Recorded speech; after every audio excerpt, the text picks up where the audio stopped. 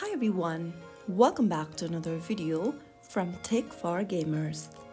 In today's episode, we are going to be learning how to find user ID on PUBG. In order to find your user ID in PUBG, first of all, go ahead and open up the PUBG application on your device. After you open up PUBG Mobile on your device, go ahead and click on your profile icon in the top left corner from the home page. Now, you will be able to see your user ID right above your profile picture on the top.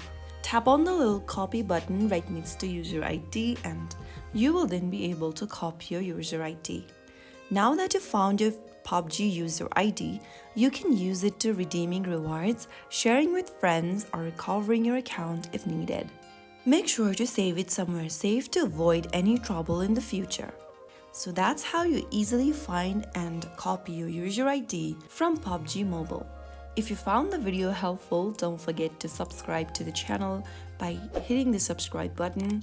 Also press on the bell icon so that you never miss out another upcoming upload from us. I'll see you in the next video. Thank you for watching.